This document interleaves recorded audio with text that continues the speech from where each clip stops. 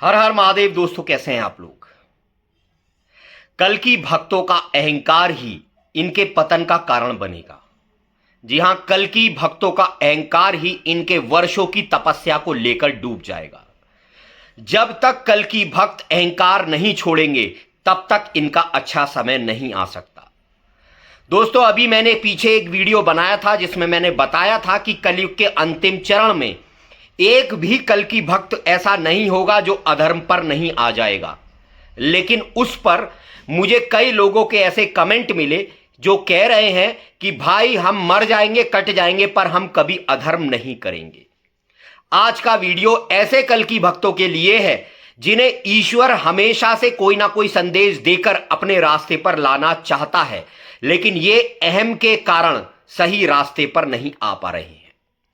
मैंने आपको पिछले वीडियो में बताया था कि एक भी कल की भक्त ऐसा नहीं होगा जो अधर्म के रास्ते पर नहीं आएगा, लेकिन इस पर लोगों ने इस बात को समझा तो नहीं और बल्कि मुझे कटाक्ष पेश कर दिया कि भाई हम कभी भी अधर्म नहीं करेंगे। तो आज का वीडियो इन सब भक्तों के लिए ही होने वाला है, क्योंकि मैं नहीं चाहता कि ये भक्त परेशान रहे। मैं चाहता हूं जल्द से जल्द जो ये ईश्वरीय संदेश को समझे और अपने आचरणों को सुधार ले। अब कुछ लोगों ने कहा था कि हम मर जाएंगे पर अधर्म नहीं करेंगे। क्या आप उस राजा परीक्षित से बड़े हो गए जो कलयुग के शुरुआत में, जब कलयुग ने धरती पर चरण रखा था, तो राजा परीक्षित ने कहा था कि मैं तुझे इस धरती पर कदम भी नहीं रखने दूंगा। राजा परीक्षित पांडवों के पौत्र, उन राजा परीक्षित को भी काल ने यानी समय ने नहीं बख्शा, उनसे अधर्म कराकर ही रहे। आपको याद होगा, राजा परीक्षित एक ऐसे राजा थे जो धर्मनिष्ठ राजा थे और कभी भी अधर्म नहीं करते थे। हमेशा साधु पुरुषों के लिए वो तत्पर रहते थे, उनकी रक्षा के लिए। लेकिन उन राजा परीक्षित से भी कलयुग ने अधर्म करवा दिया था, और वो भी अपने शुरुआती चरण में।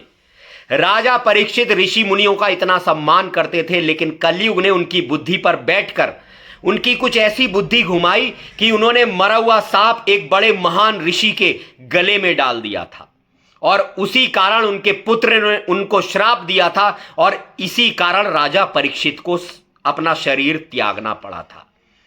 तो क्या आप अधर्म नहीं करेंगे तो आप उस राजा परीक्षित से भी बड़े हो गए जिनका तेज भी कलयुग को नहीं रोक पाया?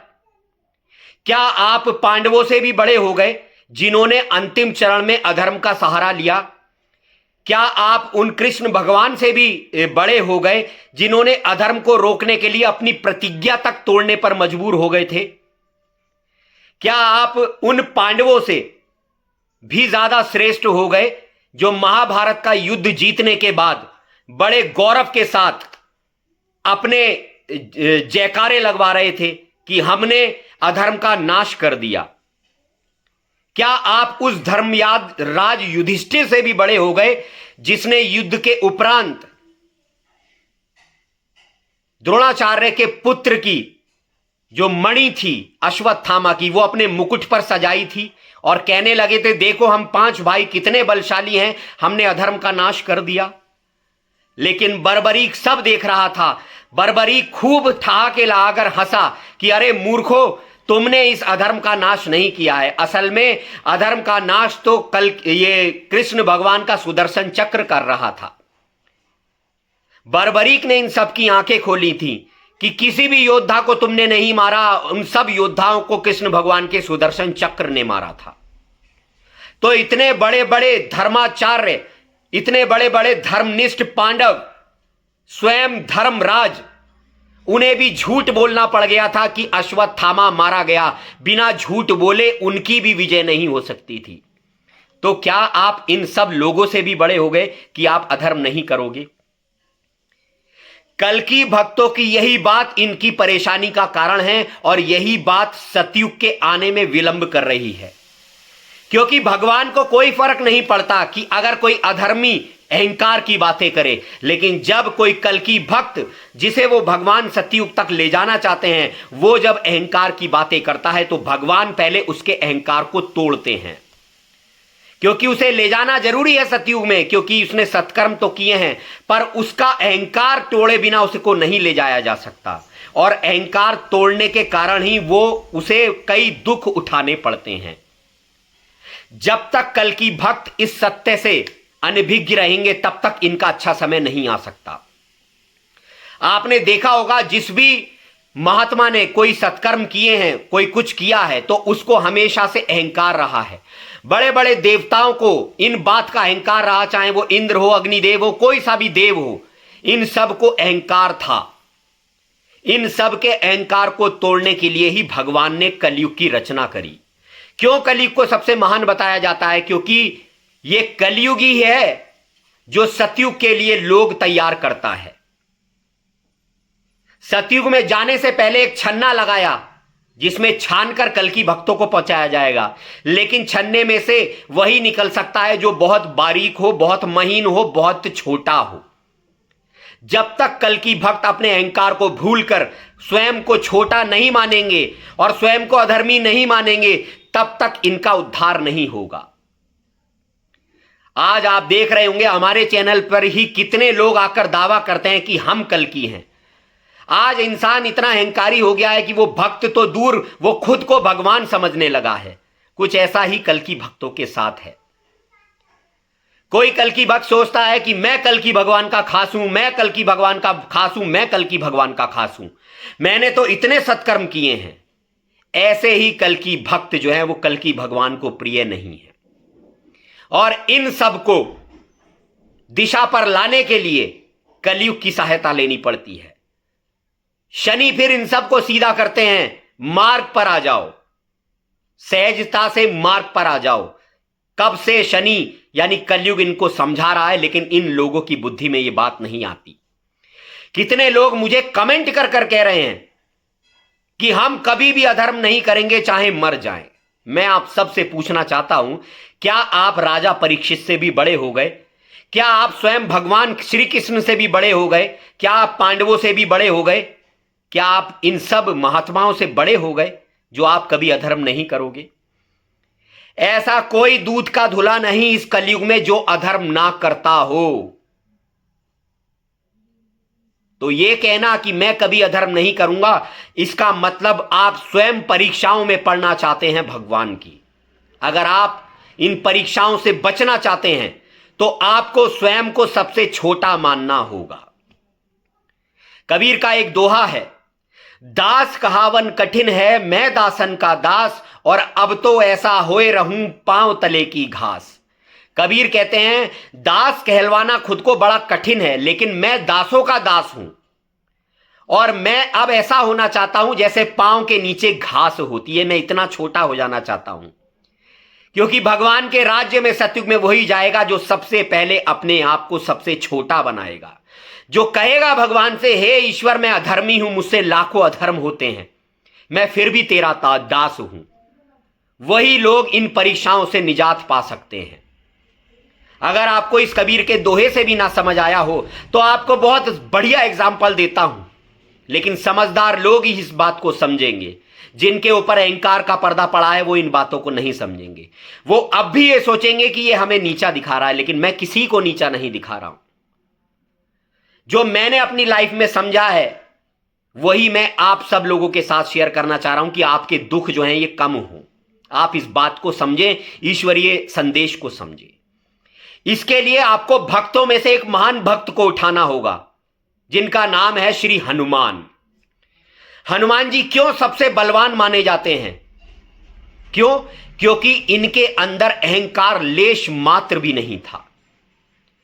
अर्जुन ने कह दिया कि मैंने गांडीव से इन योद्धाओं को मारा है। किसी योद्धा ने कुछ कह दिया, किसी योद्धा ने कुछ कह दिया, लेकिन कभी भी हनुमान ने अपनी मुंह से बढ़ाई नहीं करी। हनुमान ने कभी नहीं कहा कि मैं मर जाऊंगा, मैं अधर्म नहीं करूंगा। हनुमान ने कभी नहीं कहा कि प्रभु मैंने आपके लिए इतने इतने बड़े काम किए, सागर लांग कर गया आपका संदेश लेकर, लक्ष्मण को जीवन दान दिलवाया, संजीवनी लेकर आया। कभी हनुमान ने इन बातों को मुंह पर नहीं लाए और ऊपर से यही कहते रहे मैं तो राम के चरणों का छोटा सा दास हूं। तो इसीलिए हनुमान को कभी भी काल अपने जाल में नहीं फांस सका।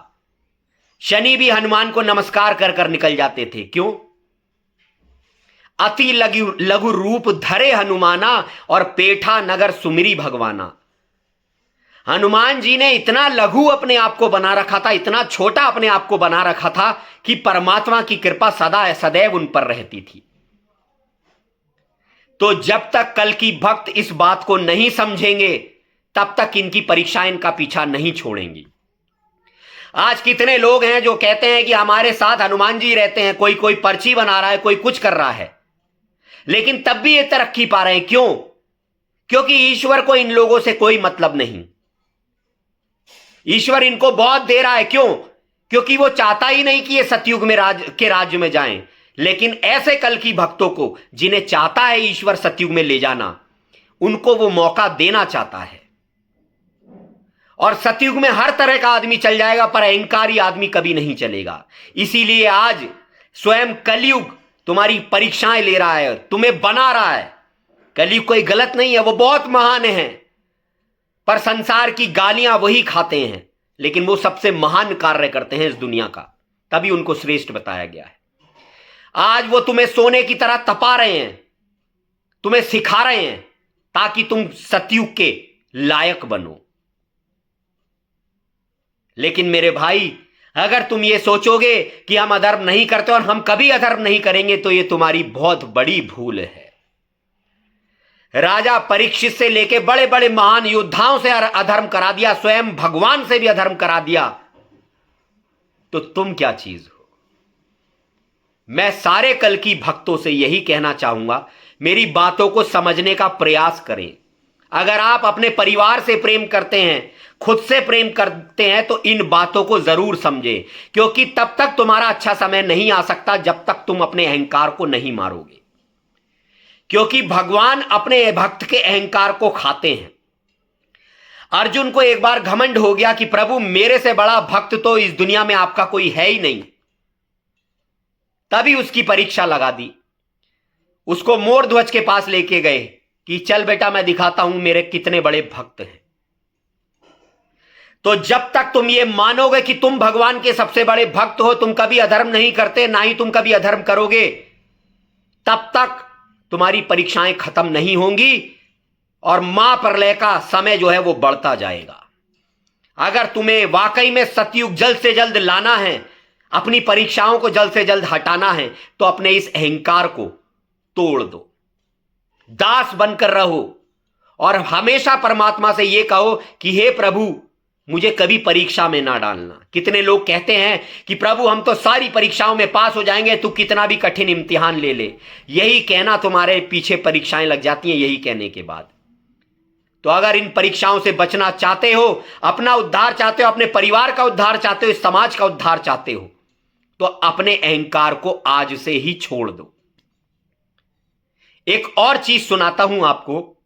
बोला जाता है, ऐसे नन्ही चाल चल जैसे नन्ही दूब, और सभी घास जल जाएगी दूब खूब की खूब। भगवान कहते हैं ऐसा बनकर रहे जैसा एक ग्राउंड में, जमीन में दूब की घास होती है।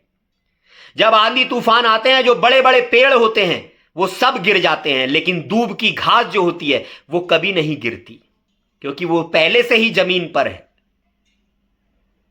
तो मेरे भाई, जब तक तुम खुद को छोटा नहीं बनाओगे, सतयुग में प्रवेश नहीं कर सकते। सुई की नोक में से निकाले जाएंगे कल की भक्त, लेकिन सुई की नोक में से वही निकल सकता है जो अपने आप को छोटा बनाए, महीन बनाए, बारीक बनाए। समझदारी आपको खुद दिखानी है। आप मेरी बातों को ऐसे ही मजे में लेते हैं या फिर मेरी बातों को समझने का प्रयास करते हैं। अगर वीडियो अच्छा लगा हो तो चैनल को सब्सक्राइब करें, वीडियो को लाइक करें और कमेंट में हर हर महादेव जरूर लिखें। और हमारे चैनल को अगर कर सकते हैं तो सपोर्ट करें। हर हर महादेव।